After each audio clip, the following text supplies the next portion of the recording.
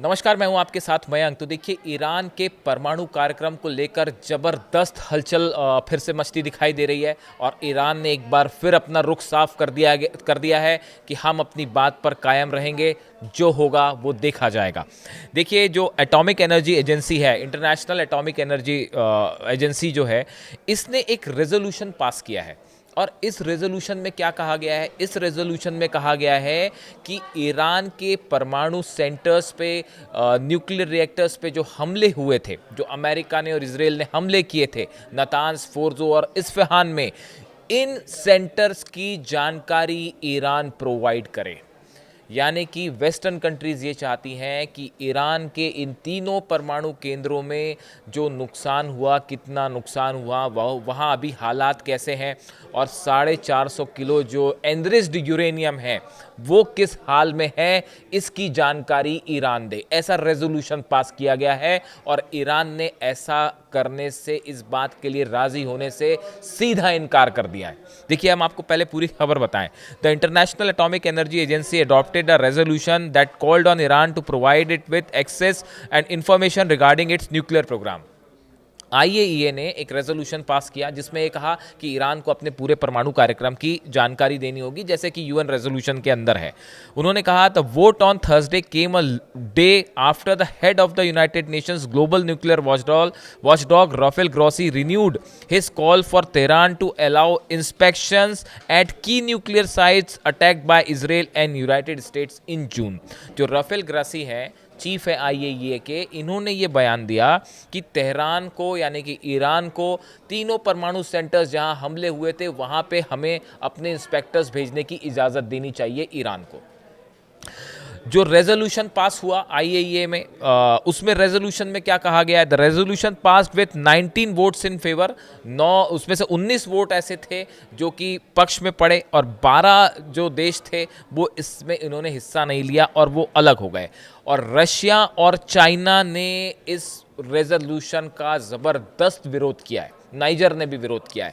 खासकर रशिया और चाइना ने इसका विरोध किया और ये कहा है कि ये जो आईएईए का रेजोल्यूशन है ये किसी भी सूरत में स्वीकार नहीं किया जा सकता। यानी रूस और चीन अब पूरी मजबूती के साथ ईरान के साथ खड़े हो गए हैं न्यूक्लियर प्रोग्राम को लेकर। देखिए, मैंने अपने पिछले वीडियोज़ में भी बताया था कि अब ये इतना आसान नहीं होगा। अब की बार अगर हालात बिगड़ते हैं तो रूस और चीन पहले के मुकाबले ज़्यादा मजबूती से खड़े रहेंगे और आईएईए के इस रेजोल्यूशन के खिलाफ अब रूस और चाइना दोनों ईरान का समर्थन कर रहे हैं। अब देखिए, जब ये प्रस्ताव पास हुआ, आईएईए की तरफ से प्रस्ताव पास हुआ और वेस्टर्न कंट्रीज ये चाह रही हैं कि जो ईरान के तीनों परमाणु सेंटर हैं वहाँ कितना नुकसान हुआ, एनरिच्ड यूरेनियम का क्या हाल है, इसकी जानकारी दो, तो ईरान की तरफ से भी रिएक्शन आया। ईरान के जो एम्बेसडर हैं, ईरान से एम्बेसडर टू आईएईए में जो उनके एम्बेसडर हैं, रेज़ा नज़ाफ़ी, इनकी तरफ से कहा गया, I am afraid the resolution will have its own consequences. एक धमकी भरे लहजे में ईरान ने साफ साफ अपनी बात कह दी है कि इस रेजोल्यूशन के परिणाम भुगतने होंगे। अब वो परिणाम क्या है ये बाद में अनाउंस किया जाएगा, ऐसा ईरान का कहना है। आज व्हाट दोज वेयर, मतलब ये परिणाम क्या हो सकते हैं, कॉन्सिक्वेंसेस क्या हो सकते हैं, उनसे पूछा गया, उन्होंने जवाब दिया, we will announce the consequences letter.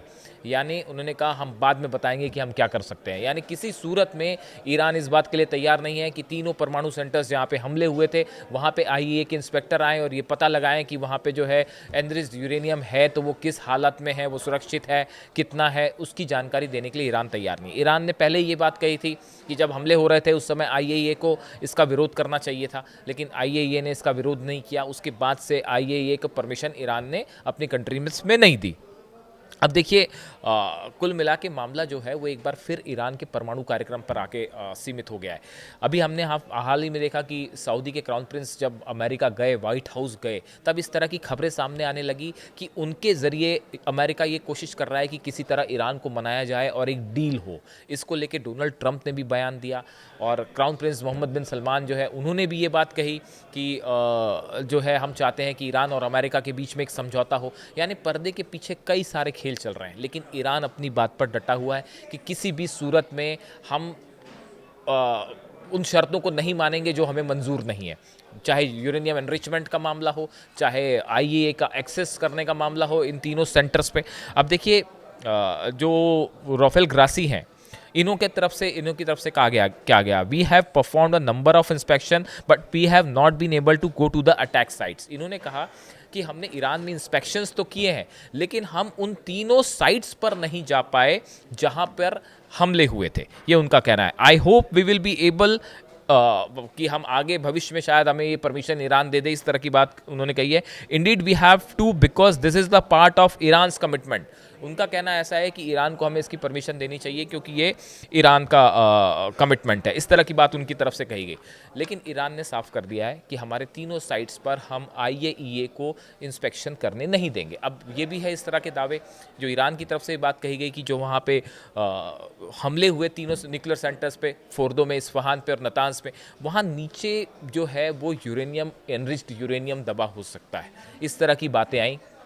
कई दावे तो ये भी हुए कि पहले से ही हटा दिया गया था, लेकिन चूंकि इस तरह के दावे वेस्टर्न कंट्रीज़ की तरफ से किए गए कि उसके नीचे वो दबा हो सकता है, ईरान ने भी कहा कि हाँ उसी के नीचे दबा हो सकता है। खैर, ईरान अपनी सिचुएशन क्यों क्लियर करेगा।